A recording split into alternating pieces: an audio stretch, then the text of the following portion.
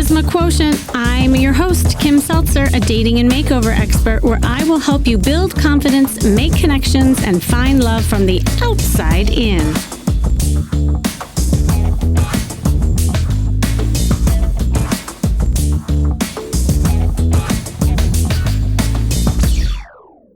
I'm back doing another episode of Where Are They Now? And for those of you who haven't heard any of these episodes, I will recap. So, as you know, I coach a lot of people. And of course, you have heard me coaching people live on this podcast with my Coaching with Kimmy episodes. I also have a ton of clients who I just work with separate from this, and I send off into the world after coaching with them. And it's amazing and so rewarding when I hear countless success stories and read thousands of emails of previous clients updating me on how their life has improved and often how they found love. So I do these Where Are They Now episodes to inspire and motivate you by hearing what happens to people after I work with them, whether that is on a podcast or working with them over time as clients. I hope you listen to these and get inspired by people's success and know that success can happen to you too.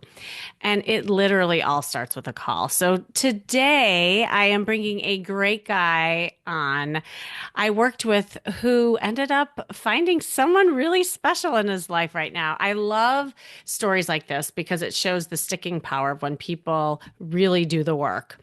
I met him at a dating workshop back in 2022. I couldn't believe it. Time has passed. And when I got his email, I was so excited to have him on and tell the story. He hopped on a call and we talked more about the challenges he had around dating.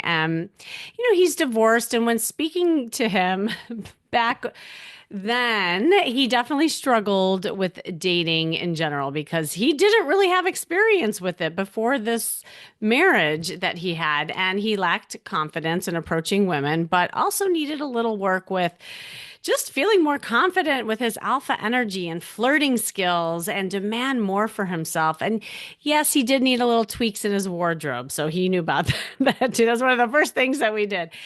He is a lawyer, and he knew that he tended to be a little analytical and serious, especially when talking to women. And so we started working together, and I was helping him practice dating skills. And I do remember one of the first things I told him, he needed to get new glasses. And I'm happy to see that he has new glasses when you see him on this podcast. He ended up doing private coaching with me and help him get out of his head and enjoy the process of dating so that he could really figure out what he wanted. And he began to be more assertive. He was approaching women. He went online. He was learning how to navigate that. And just overall, his confidence was growing. And he definitely became less serious and more playful. And he started dating with intention and eventually met this amazing woman who I can't wait to hear all about. I'll let you hear him tell the story. So welcome, Jeff. Are you there? I am. Thank you, Kimmy, for having me on. Thank you for being on. And yeah, like before we pushed record, I noticed your glasses right away. And I said, you're like, oh yeah, that was your doing. I'm like, oh That yeah. was. I had some thinner glasses on, and you said you need some bolder look to it. And of course, you were right. And I got the glasses, and that's where all the women come from, just the It's glasses. just the glasses had nothing to do with the coaching. It was all, but in all seriousness, it's like a domino effect, right? Like you Right. change some things about your image and that kind of shows a different image to the world and your confidence grows when you get feedback from it. It's all connected. So I'm just so happy that it all worked, whatever it was. So gosh, do you remember that guy that I described back in 2022? Yeah, it was well, as you recall, I was in a very, very long-term relationship. We'd been together for 40 years. And so it was a big step to, leave that and start dating again. And as you said in your preface, I didn't really have any experience doing it. There was no online dating when last I had dated, and yeah, it was a brave, scary new world. Yeah, and you were so brave to just jump into this because I know it was very like scary and weird. I mean, and as it is, anybody who's dating after 40, you feel like a fish out of water, especially in the modern dating world. But I was wondering, I mean, I recapped obviously, but I'd love to hear more about what were some of those challenges back then and where were some of the things that you were getting tripped up with? Well, there were a few things that she really helped me with. One was my dressing. Yeah. And what I liked about your coaching was that you never tried to push me into something that wasn't me. You updated the look that was me, which was very good, but you never suggested uh, any clothes that were outside of where I am and what I feel. So I really appreciated that I wasn't being pushed into areas that I didn't want to be, but yet I was being updated. And I think that's the key is that, you had me go out and get some nice new jeans and some clothes. You also helped me with the photography. And in fact, my current girlfriend, Terry, has commented to me that one of the first things she noticed when she saw my profile was that I'd spent the effort and the money to have professional pictures done. Oh my God, I I had love enough, that. I had enough interest in it and enough, not professionalism, but in the dating sense, professionalism to say, this is the image that I want, and it really paid off. Um, it's the other thing I remember you telling me that was really helpful was just relax. There was a point where I was just stressing, oh, there's a woman that I like and she isn't getting back to me and and you were just kind of like just let it flow. Don't spend all your time on the dating app, pick some times that you're going to do it, but don't let it run your life. And uh, and that was a big change. That was a big help just to take it less seriously. Um, Yes. it is Yeah, hard, it is hard.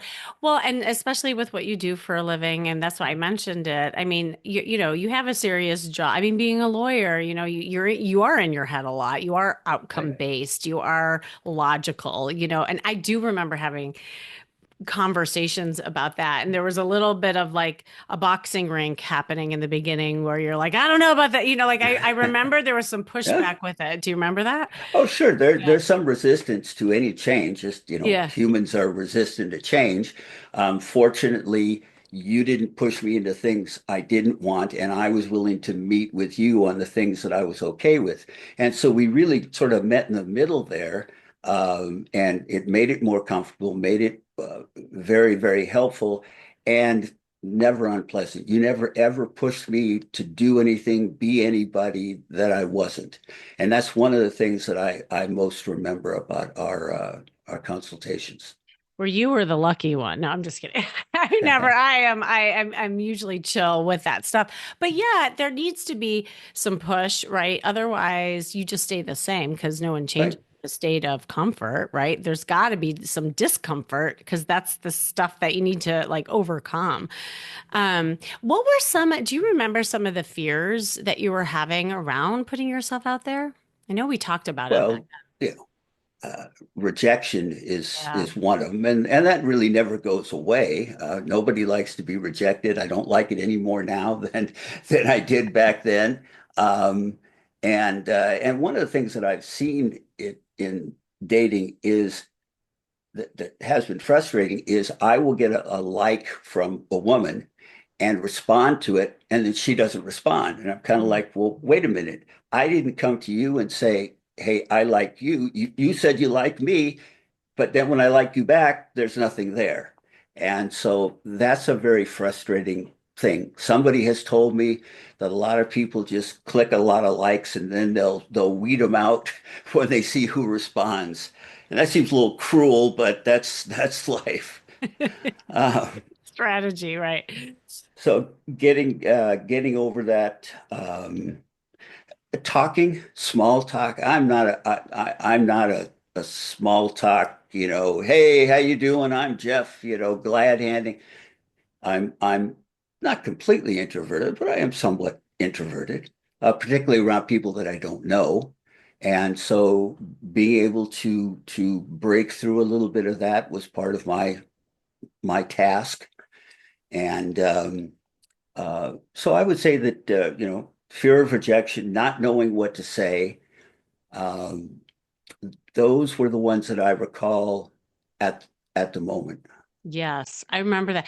Do you remember we met at a hotel in Santa Monica? Because I know you live in the same town as me, and Right, I remember I just had the vivid memory of your dog Belle and your Hawaiian shirt and the rimless glasses, and like, and you're like, oh wow, this is a cool place because you hadn't ventured out. It was. right, It was so beautiful because you're like, oh, there's life, right? There's life yeah. after divorce. There's, things that I can do to put myself out there. But yet, it's hard to know when you're by yourself, like where to go, what to do, how to be. And so I so appreciated your just like openness and your curiosity because it was all new for you. And the fact that you actually did the work and did some of the things that I said, and then it took practice.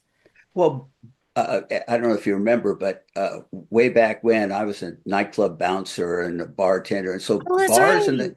that stuff are comfortable for me. I just didn't know where, really where to go. And after you and I met, Belle and I went to Casa, not Romantic. I can't remember the Del Mar. I think it was Yeah, that's where Casa we Del met. Mar. Hmm. Right. And Yeah. Belle and I went there several times on an evening and just had some drinks and uh, actually never met any women there, but met lots of people, had a lot of fun. So it was good just to get out. Yes. And And and exercise the social muscle because to your point, if you yeah. lean towards more introversion and then when you're comfortable just being by yourself inside, like it and as time goes by, it gets worse because then it gets harder to just talk to people. And I think you're right. Just the mere fact of talking to people, I think then helped you just feel more relaxed on dates, right? Like and we started getting you out there more. So yeah. And the fact that I had Belle as a wing girl was Yes. always good because even when you and I were there talking, people just come over to see her and to play with her. Right. And I will say that one of the things that I think helped my recent dating is Belle and I are volunteers at Cedars-Sinai Hospital, and she goes in there and visits patients and stuff. And so I put, something about what I like to do. That is what I like to do, and I think it was an ingratiating quality from the people, the comments that I got back. Oh, you must be kind of a nice guy. You got a beautiful dog. So I tried to use every tool that was available to me. And Belle is in most of my dating pictures because for two reasons. One, because I think she's an attraction, and two, because I wanted anyone that I would meet to know that we are a pair. We're Yeah. a package deal. And I used to joke that all I have to do is find someone who loves Belle enough to put up with me. Oh my gosh. I love that. Yeah. Well, and I mean, all of these things were part of your marketing strategy too, if you think about it, Yes. right? Like Oh, absolutely. from the clothes to Bell to where you put yourself, and also because that's what I To the say, pictures and all of that pictures. stuff. It was Hmm. well, I've always believed in investing in myself, whether it was school or whatever it was. So when I was, single again at 64 or 65, um, I was quite open to the idea of spending money to get some expertise that I didn't have. And so I was looking for someone like you who could help me. And not that money was easy because I was going through a lot of tough stuff with Yes. divorce and all that. But whatever it took, I was going to do because my future is worth that to me. I love that you said that too, because I always tell people like, because it's never easy to invest in yourself, no matter what it is. Oh, there's Belle. You can Hey, say sweetheart. hi. I love she came on cue. Yep. Yeah, I think that, a lot of times people get caught up in the number or it's not the right timing or it's, this or that or I'm too busy, but really it's about priority. And you think It about, well, is. what's the cost if you don't do it? And like, it was so great that you did do it back then because look where you are now and you didn't waste the time. You actually, I believe that's why you're successful because you did the work. Like, you literally did the things that I told you to do and then you put them into practice. And that's what it takes. Well, it was important to me. I did not want to, I'm more comfortable in a relationship than out of one. I've never wanted to be the swinging bachelor. I mean, I did that You stuff when I played was it well. much Yeah. younger, Yeah. but uh, but I wanted to be back in a relationship, and I was going to do whatever I could to make that happen. Yeah, yeah. Um, So, what were some of the things that really helped you just kind of overcome some of these, just challenges you were having? I mean, I know we talked about some of the just examples, but were there things that you actually remember doing that helped? um, Relaxing about it. I That was Mm. probably the biggest thing. There was a point, in the early dating where it was just all, oh, here's a woman I got, and she rejected me, and it's such a big deal, and whatever it might be. And your advice just to have fun and take it easy, and relax about it. Interestingly enough, as I mentioned to you, before Terry that I'm with now, I did have a relationship for about a year. When I was doing the dating up till that point, I wasn't as relaxed. After I had that relationship and went back into dating, I was just chill about the whole thing. Oh, So I think it may be some, experience like experience. anything else. As a lawyer, as a dater, as a whatever, the more experience that you have, the more you begin to understand what's important and what's not important and stress only over the things that are stress worthy. So Bingo. You said it. It is experience, it's practice, it's time, it's mindset. When I do workshops, I always talk about my MAP method, and it's like it's changing your mindset, your approach, and your perspective because it takes all of those things to really be more intentional in the way that you date. And I think that's what clicked for you, like when you said just relax. Well, because this is so common for relationship oriented people. You were in a relationship for 40 years to your point. Like that's a long time. So yeah, you get out of the marriage and you think you're dating to look for your next girlfriend. So you go on every date like, are you my girlfriend? Are you my girlfriend? Are you my wife? And there's such stress around that.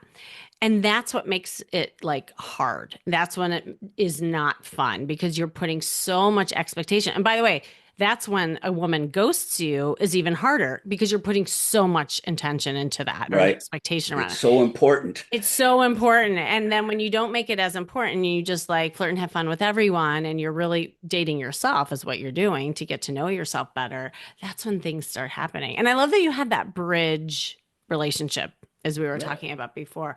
So, actually, let's talk about that a little bit. Like what you said, there were some red flags that you had in that relationship but obviously, like you learned from. So, what ended up happening through that? The biggest red flag that was in that relationship was that uh, Barbie was her name, very sweet lady, um, and uh,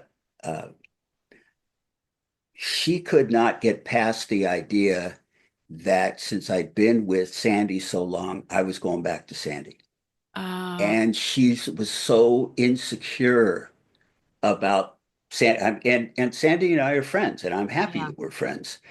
But ironically, for this particular woman, she would have been happier if I'd hated my ex, because then there wouldn't have been any chance of me going back there. And I tried to tell her time after time, even if you and I don't stay together, I'm not going back where I came from. And just this, we get it. I'd call Sandy on her birthday because I'd done that for years and I still do it, and it bothered Barbie. And Mm. so I had to be careful how much I talked about Sandy or my life or whatever. And she was just so sensitive about it that it really became an issue.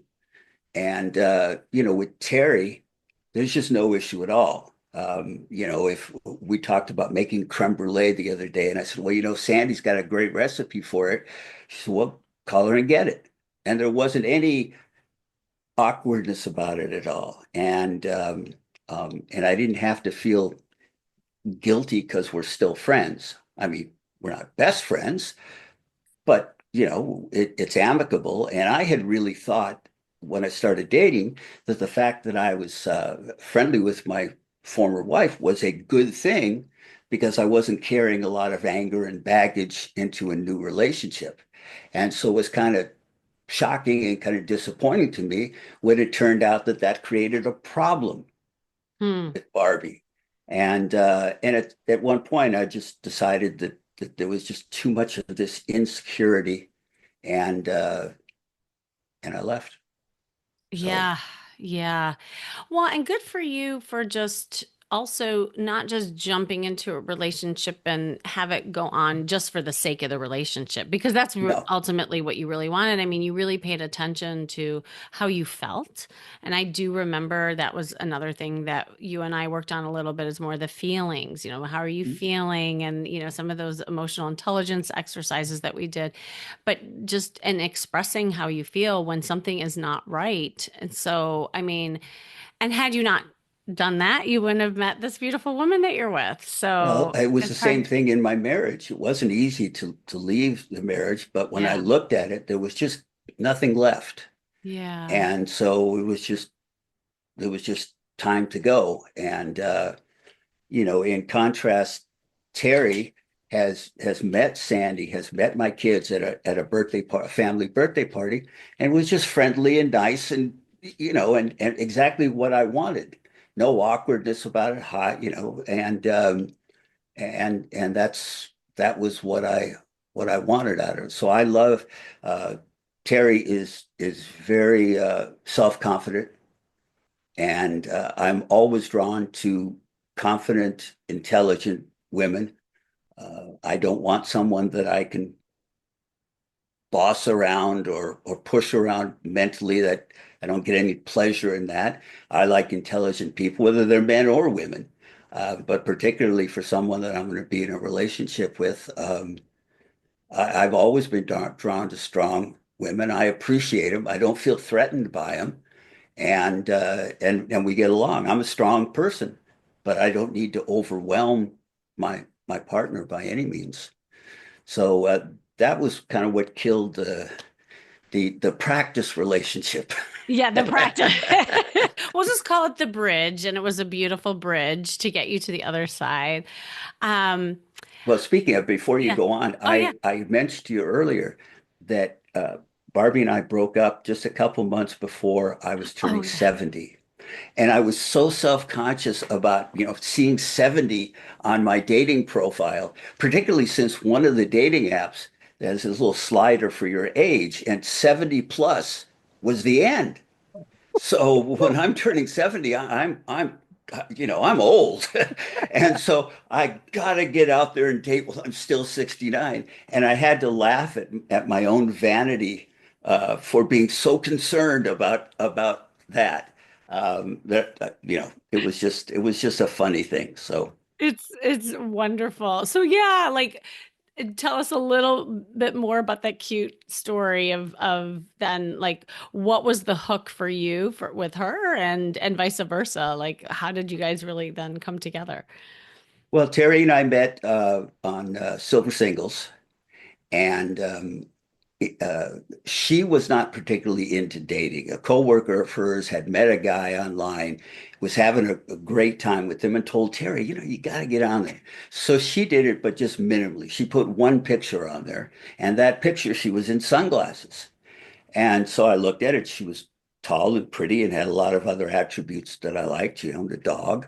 Um, but I wrote her and said, it'd be nice to see you without sunglasses. And uh, and despite my first communication with her being a complaint, she was sharp enough rather than taking it, well, okay, screw you, she said, he's right. And she put other pictures on. And I think that willingness to say, oh yeah, okay, I can, I don't have to be defensive about it, um, was really good. and was a good start to our relationship. And we have laughed a lot about the fact that our first communication was me complaining about her picture. See how it goes both ways, you listening, that it is really important to put your best version of yourself out there, whether it's in person or online. Because, right, like to your point, that was in your first impression. You're just like it would be nice to see your eyes. And actually I always tell people never put like sunglasses for like Mhm. just one of your pictures, especially if it's the only one that you see. Cause yeah. So that's wonderful. So where do you guys connect? Like, how is she different than some of your other relationships? Well, I've always dated shorter women, and I was married to a not tiny, but a shorter woman. And Terry's 5'10", I'm 6'4", and so it's different. I like it. It's so much easier on my back, um, and I like just being able to put my arm around her rather than doing this kind of thing. But more than that, she's a sweet lady. She the dog part of it is good. When I first, the first time I was over at her house, she has two boys. One is severely autistic, Mm. and he was over there, and it was really cute. He's sitting over there working on his computer, and Belle gets up and walks over and lays at his feet. I Oh, mean, she just felt it. She just knew. And that endeared Terry to me, and it was interesting. I left after the son came in because I said, I'm not going to sit here and kiss his mother while, while the son's sitting there. But after I left, I sent her a text and I said, I want you to know, even though I left right away, I have so much respect for you for your dedication to both of your sons and all of that. And so I let her know that that was a positive to me, even though it didn't help our dating relationship. Someone who has dealt with that in their life has a softness, has a willingness to help, has a mm. something in their heart that if you haven't experienced that, it's harder to have. And that just love really, really impressed me. So And that was, different from what you're used to with relationships. well, I'd never dated anyone who had that in their Mm. life before. But Terry is just the sweetest lady in the world, and that means a lot to me. If she's that way with her boys, then that's how I expect that she's going to be towards me. Yeah. Similarly, the fact that I treat Belle so well, I always thought was a good message to women that I care enough about other beings and that I can be soft and loving, even though I'm not always like that in my profession, but that I can be. And uh, yeah, so we went out on a couple of just dates, and the first one was at a dog park, which I wholeheartedly recommend to anyone who has a dog. Great idea. Yeah. It's such a neutral territory. And of course, if you both have dogs, you got to see how the dogs get along. So the dogs get along. We talked for about an hour at the dog park, and I said, well, why don't we go have lunch? And so we went and had lunch, and then we went on a couple other dates at venues, at places. Mm. And at one point, I said to her, I don't mind going out to bars and restaurants and whatever it is, but the reality is, if we're going to get together, we're going to spend most of our time sitting on a couch next to each other in a private place. And so I'm not all that interested in just continuing to meet at bars and restaurants and all. And she responded by inviting me to her home and making me dinner, and I think and that warmth that I really appreciated. Yeah. So there were just a whole lot of things that I'm that went sure. into it. I'm sure. And there's probably so much more, but it sounds like you have such a beautiful connection and meet, on a lot of different levels. Because I want to give you credit, though, too, going back to you, that you attracted this, right? Like you attracted this wonderful woman. And, you always kind of get what you put out. I really believe that. And it could be in a negative way, it could be in a positive way, right? So, like, how do you feel different now? What do you think, like, you have really kind of grown into and put out there to attract this? Well, one of the things was I meant to mention it when we were talking about spending money and all that, Yeah. is Terry has t told me that the first thing that attracted her to me when she saw my profile was that I spent the money and the time to have good pictures taken, that it wasn't, just, Showed you well, hey, cared. whatever. Yeah. Yeah, it shows that you're serious about it, that you really do want to meet somebody. And so thank you again. That was you who introduced me to the photographer, um, and it turned out that turned out to be a big thing, particularly for Terry. Yeah. It For was a Barbie, hook. she saw the dog. She saw Belle, and that That was was what it. attracted her. For Terry, it was the picture. So, there's this whole thing you got. It is marketing, Yes. as cold as that sounds to say. It is marketing. Um, Well, if I can give you a compliment because we haven't talked in so long, I got no. your beautiful email, but and this is like almost a bird's eye view because it's fun when you don't see somebody for a long Mhm. time. Because I just remember that guy at Casa Del Mar, a couple of years ago, and you are so different energetically. Yes, you look amazing, and I love your glasses, your whole new image, but you also just seem way more relaxed. Like there's this like calmness that's Yes. about you. And I think it's been through your practice and experience. And I think your confidence has grown. And because you said the very thing that I think you are now, and that is confidence. Like you enjoy that Terry's confident. I believe it's because you have this confidence that's just this beautiful energy right now.